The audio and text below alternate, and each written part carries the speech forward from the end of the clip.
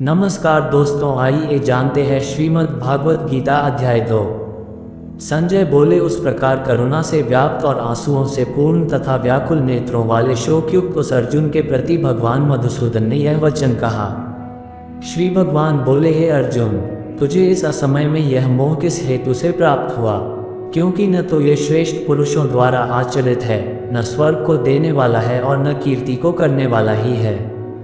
इसलिए हे अर्जुन, नपुंसकता को मत प्राप्त हो, तुझ में यह उचित नहीं जान पड़ती। हे परंतप, हृदय की तुच्छ दुर्बलता को त्याग कर युद्ध के लिए खड़ा हो जा। अर्जुन बोले, हे मधुसूदन, मैं रणभूमि में किस प्रकार बाणों से भीष्म पितामह और द्रोणाचार्य के विरुद्ध लड़ूंगा? क्योंकि हे अरिसूदन, वे दोनों ही पूजनीय हैं। इसलिए इन महानुभाव गुरुजनों को न मारकर मैं इस लोक में भिक्षा का अन्न भी खाना कल्याणकारक समझता हूँ, क्योंकि गुरुजनों को मारकर भी इस लोक में रुधिर से सने हुए अर्थ और कामरूप भोगों को ही तो भोगूंगा। हम ये भी नहीं जानते कि हमारे लिए युद्ध करना और न करना इन दोनों में से कौन सा श्रेष्ठ है, अथवा ये भी नहीं जानते कि उन्हें हम जीतेंगे या हमको वे जीतेंगे। और जिनको मारकर हम जीना भी नहीं चाहते, वे ही हमारे आत्मीय धृतराष्ट्र के पुत्र हमारे मुकाबले में खड़े हैं। इसलिए कायरता रूप दोष से उपहत हुए स्वभाव वाला तथा धर्म के विषय में मोहित चित हुआ मैं आपसे पूछता हूँ कि जो साधन निश्चित कल्याणकारक हो वह मेरे लिए कहिए, क्योंकि मैं आपका शिष्य हूँ। इसलिए आपके शरण हुए मुझको शिक्षा दीजिए। क्योंकि भूमि में निष्कंटक धन धान्य संपन्न राज्य को और देवताओं के स्वामीपने को प्राप्त होकर भी मैं उस उपाय को नहीं देखता हूँ जो मेरी इंद्रियों के सुखाने वाले शोक को दूर कर सके। संजय बोले, हे राजन, निद्रा को जीतने वाले अर्जुन अंतर्यामी श्री कृष्ण महाराज के प्रति इस प्रकार कहकर फिर श्री गोविंद भगवान से युद्ध नहीं करूँगा ये स्पष्ट कहकर चुप हो गए। हे भरतवंशी धृतराष्ट्र, अंतर्यामी श्री कृष्ण महाराज दोनों सेनाओं के बीच में शोक करते हुए उस अर्जुन को हंसते हुए से यह वचन बोले। श्री भगवान बोले, हे अर्जुन, तू न शोक करने योग्य मनुष्यों के लिए शोक करता है और पंडितों के से वचनों को कहता है, परंतु जिनके प्राण चले गए हैं उनके लिए और जिनके प्राण नहीं गए हैं उनके लिए भी पंडित जन शोक नहीं करते। न तो ऐसा ही है कि मैं किसी काल में नहीं था, तू नहीं था, अथवा ये राजा लोग नहीं थे, और न ऐसा ही है कि इससे आगे हम सब नहीं रहेंगे। जैसे जीवात्मा की इस देह में बालकपन, जवानी और वृद्धावस्था होती है, वैसे ही अन्य शरीर की प्राप्ति होती है, उस विषय में धीर पुरुष मोहित नहीं होता। हे कुतिपुत्र, सर्दी गर्मी और सुख दैक को देने वाले इंद्रियों और विषयों के संयोग तो उत्पत्ति विनाशशील और अनित्य हैं। इसलिए हे भारत, उनको तू सहन कर, क्योंकि हे पुरुष श्रेष्ठ, दैक सुख को समान समझने वाले जिस धीर पुरुष को ये इंद्रियों और विषयों के संयोग व्याकुल नहीं करते, वह मोक्ष के योग्य होता है। असत वस्तु की तो सत्ता नहीं है और सत का अभाव नहीं है। इस प्रकार इन दोनों का ही तत्वज्ञानी पुरुषों द्वारा देखा गया है। नाशरहित तो तू उसको जान जिससे ये संपूर्ण जगत दृश्यवत व्याप्त है। इस अविनाशी का विनाश करने में कोई भी समर्थ नहीं है।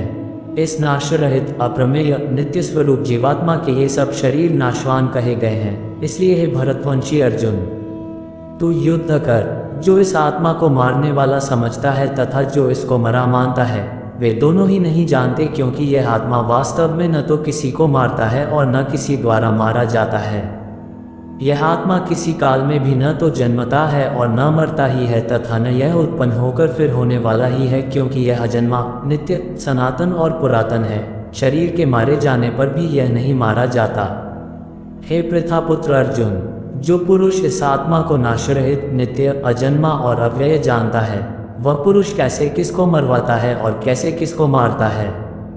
जैसे मनुष्य पुराने वस्त्रों को त्याग कर दूसरे नए वस्त्रों को ग्रहण करता है, वैसे ही जीवात्मा पुराने शरीरों को त्याग कर दूसरे नए शरीरों को प्राप्त होता है। इस आत्मा को शस्त्र नहीं काट सकते, इसको आग नहीं जला सकती, इसको जल नहीं गला सकता और वायु नहीं सुखा सकता, क्योंकि यह आत्मा अच्छेद्य है। यह आत्मा अदाह्य, अक्लेद्य और निःसंदेह अशोष्य है, तथा यह आत्मा नित्य, सर्वव्यापी, अचल, स्थिर रहने वाला और सनातन है। यह आत्मा अव्यक्त है, यह आत्मा अचिंत्य है और यह आत्मा विकार रहित कहा जाता है। इससे हे अर्जुन, इस आत्मा को उपर्युक्त प्रकार से जानकर तू शोक करने के योग्य नहीं है, अर्थात तुझे शोक करना उचित नहीं है। किंतु यदि तू इस आत्मा को सदा जन्मने वाला तथा सदा मरने वाला मानता हो तो भी हे महाबाहो, तू इस प्रकार शोक करने योग्य नहीं है, क्योंकि इस मान्यता के अनुसार जन्मे हुए की मृत्यु निश्चित है और मरे हुए का जन्म निश्चित है। इससे भी इस बिना उपाय वाले विषय में तू शोक करने योग्य नहीं है। हे अर्जुन, संपूर्ण प्राणी जन्म से पहले अप्रकट थे और मरने के बाद भी अप्रकट हो जाने वाले हैं, केवल बीच में ही प्रकट हैं। फिर ऐसी स्थिति में क्या शोक करना है? कोई एक महापुरुष ही इस आत्मा को आश्चर्य की भांति देखता है और वैसे ही दूसरा कोई महापुरुष ही इसके तत्व का आश्चर्य की भांति वर्णन करता है, तथा दूसरा कोई अधिकारी पुरुष ही इसे आश्चर्य की भांति सुनता है और कोई तो सुनकर भी इसको नहीं जानता। हे अर्जुन, यह आत्मा सबके शरीर में सदा ही अवध्य, जिसका वध नहीं किया जा सके है। इस कारण संपूर्ण प्राणियों के लिए तू शोक करने योग्य नहीं है, तथा अपने धर्म को देखकर भी तू भय करने योग्य नहीं है, अर्थात तुझे भय नहीं करना चाहिए, क्योंकि क्षत्रिय के लिए धर्मयुक्त युद्ध से बढ़कर दूसरा कोई कल्याणकारी कर्तव्य नहीं है। हे पार्थ, अपने आप प्राप्त हुए और खुले हुए स्वर्ग के द्वार रूप इस प्रकार के युद्ध को भाग्यवान क्षत्रिय लोग ही पाते हैं। किंतु यदि तू इस धर्मयुक्त युद्ध को नहीं करेगा तो स्वधर्म और कीर्ति को खोकर पाप को प्राप्त होगा, तथा सब लोग तेरी बहुत काल तक रहने वाली अपकीर्ति का भी कथन करेंगे, और माननीय पुरुष के लिए अपकीर्ति मरण से भी बढ़कर है। और जिनकी दृष्टि में तू पहले बहुत सम्मानित होकर अब लघुता को प्राप्त होगा, वे महारथी लोग तुझे भय के कारण युद्ध से हटा हुआ मानेंगे। तेरे वैरी लोग तेरे सामर्थ्य की निंदा करते हुए तुझे बहुत से न कहने योग्य वचन भी कहेंगे। उससे अधिक दैख और क्या होगा?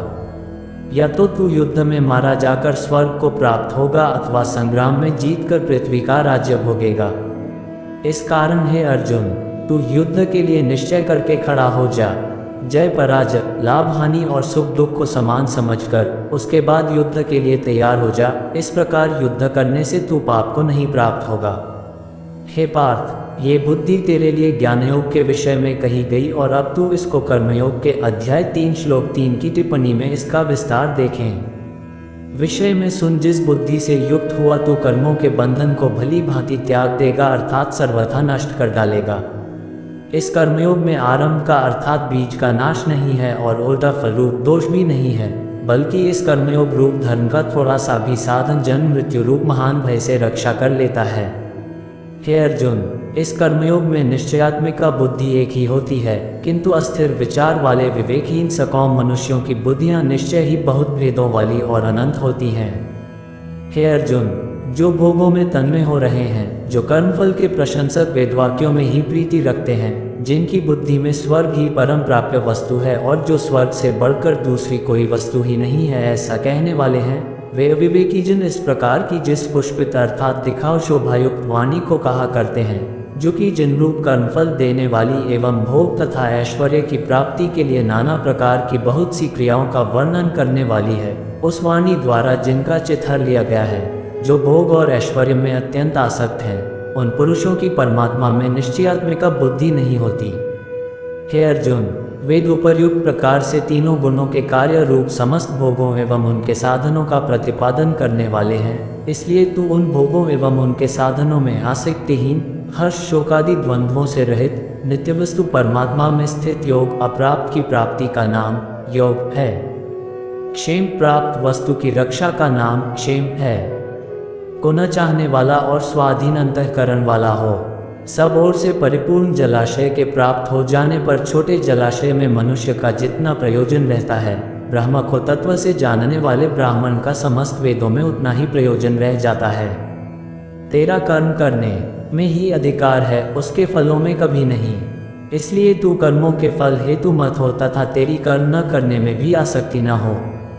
हे धनंजय, तू आसक्ति को त्याग कर तथा सिद्धि और असिद्धि में समान बुद्धि वाला होकर योग में स्थित हुआ कर्तव्य कर्मों को कर। समत्व, जो कुछ भी कर्म किया जाए उसके पूर्ण होने और न होने में तथा उसके फल में संभाव रहने का नाम समत्व है, ही योग कहलाता है। इस समत्व रूप बुद्धि योग से सकौम कर्म अत्यंत ही निम्न श्रेणी का है। इसलिए हे धनंजय, तू संबुद्धि में ही रक्षा का उपाय ढूंढ अर्थात बुद्धियोग का ही आश्रय ग्रहण कर, क्योंकि फल के हेतु बनने वाले अत्यंत दीन हैं। संबुद्धि युक्त पुरुष पुण्य और पाप दोनों को इसी लोक में त्याग देता है अर्थात उनसे मुक्त हो जाता है। इससे तू समत्व रूप योग में लग जा। ये समत्व रूप योग ही कर्मों में कुशलता है अर्थात कर्मबंध से छूटने का उपाय है, क्योंकि संबुद्धि से युक्त ज्ञानी जन कर्मों से उत्पन्न होने वाले फल को त्याग कर जन रूप बंधन से मुक्त हो निर्विकार परम पद को प्राप्त हो जाते हैं। जिस काल में तेरी बुद्धि मोहरूपी दलदल को भली भांति पार कर जाएगी, उस समय तू सुने हुए और सुनने में आने वाले इस लोक और परलोक संबंधी सभी भोगों से वैराग्य को प्राप्त हो जाएगा। भांति भांति के वचनों को सुनने से विचलित हुई तेरी बुद्धि जब परमात्मा में अचल और स्थिर ठहर जाएगी, तब तू योग को प्राप्त हो जाएगा अर्थात तेरा परमात्मा से नित्य संयोग हो जाएगा। अर्जुन बोले, हे केशव, समाधि में स्थित परमात्मा को प्राप्त हुए स्थिर बुद्धि पुरुष का क्या लक्षण है? वह स्थिर बुद्धि पुरुष कैसे बोलता है, कैसे बैठता है और कैसे चलता है? श्री भगवान बोले, हे अर्जुन, जिस काल में यह पुरुष मन में स्थित संपूर्ण कामनाओं को भली भांति त्याग देता है और आत्मा से आत्मा में ही संतुष्ट रहता है, उस काल में वह स्थित प्रज्ञ कहा जाता है। दुखों की प्राप्ति होने पर जिसके मन में उद्वेग नहीं होता, सुखों की प्राप्ति में सर्वथा निष्प्रह है तथा जिसके राग, भय और क्रोध नष्ट हो गए हैं, ऐसा मुनि स्थिर बुद्धि कहा जाता है। जो पुरुष सर्वत्र स्नेह रहित हुआ उस शुभ या अशुभ वस्तु को प्राप्त होकर न प्रसन्न होता है और न द्वेष करता है, उसकी बुद्धि स्थिर है। और कछुआ सब ओर से अपने अंगों को जैसे समेट लेता है, वैसे ही जब ये पुरुष इंद्रियों के विषयों से इंद्रियों को सब प्रकार से हटा लेता है, तब उसकी बुद्धि स्थिर है, ऐसा समझना चाहिए। इंद्रियों द्वारा विषयों को ग्रहण न करने वाले पुरुष के भी केवल विषय तो निवृत्त हो जाते हैं, परंतु उनमें रहने वाली आसक्ति निवृत्त नहीं होती। स्थित प्रज्ञ पुरुष की तो आसक्ति भी परमात्मा का साक्षात्कार करके निवृत्त हो जाती है। हे अर्जुन, आसक्ति का नाश न होने के कारण ये प्रमथन स्वभाव वाली इंद्रियां यत्न करते हुए बुद्धिमान पुरुष के मन को भी बलात्कार लेती हैं। इसलिए साधक को चाहिए कि वह उन संपूर्ण इंद्रियों को वश में करके समाहित चित हुआ मेरे परायण होकर ध्यान में बैठे, क्योंकि जिस पुरुष की इंद्रियां वश में होती हैं उसी की बुद्धि स्थिर हो जाती है।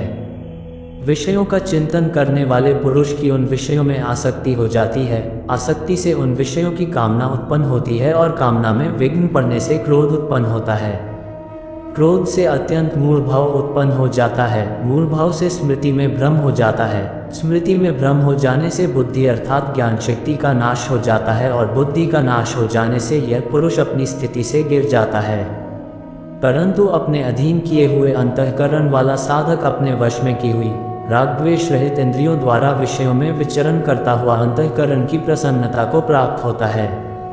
अंतःकरण की प्रसन्नता होने पर इसके संपूर्ण दुखों का अभाव हो जाता है और उस प्रसन्नचित वाले कर्मयोगी की बुद्धि शीघ्र ही सब ओर से हटकर एक परमात्मा में ही भली भांति स्थिर हो जाती है। न जीते हुए मन और इंद्रियों वाले पुरुष में निश्चयात्मिका बुद्धि नहीं होती और उस युक्त मनुष्य के अंतःकरण में भावना भी नहीं होती तथा भावनाहीन मनुष्य को शांति नहीं मिलती और शांति रहित मनुष्य को सुख कैसे मिल सकता है? क्योंकि जैसे जल में चलने वाली नाव को वायु हर लेती है, वैसे ही विषयों में विचरती हुई इंद्रियों में से मन जिस इंद्रिय के साथ रहता है, वह एक ही इंद्रिय इस युक्त पुरुष की बुद्धि को हर लेती है। इसलिए हे महाबाहो, जिस पुरुष की इंद्रियां इंद्रियों के विषयों में सब प्रकार निग्रह की हुई हैं, उसी की बुद्धि स्थिर है। संपूर्ण प्राणियों के लिए जो रात्रि के समान है, उस नित्य ज्ञान स्वरूप परमानंद की प्राप्ति में स्थित प्रज्ञ योगी जागता है और जिस नाशवान सांसारिक सुख की प्राप्ति में सब प्राणी जागते हैं, परमात्मा के तत्व को जानने वाले मुनि के लिए वह रात्रि के समान है। जैसे नाना नदियों के जल सब ओर से परिपूर्ण अचल प्रतिष्ठा वाले समुद्र में उसको विचलित न करते हुए ही समा जाते हैं, वैसे ही सब भोग जिस स्थित प्रज्ञ पुरुष में किसी प्रकार का विकार उत्पन्न किए बिना ही समा जाते हैं, वही पुरुष जो पुरुष संपूर्ण कामनाओं को त्याग कर ममता रहित, अहंकार रहित और स्पृहा रहित हुआ विचरता है, वही शांति को प्राप्त होता है अर्थात वह शांति को प्राप्त है। हे अर्जुन, ये ब्रह्म को प्राप्त हुए पुरुष की स्थिति है। इसको प्राप्त होकर योगी कभी मोहित नहीं होता और अंतकाल में भी इस ब्राह्मी स्थिति में स्थित होकर ब्रह्मानंद को प्राप्त हो जाता है। धन्यवाद। इसी के साथ श्रीमद् भागवत गीता का दूसरा अध्याय भी समाप्त होता है।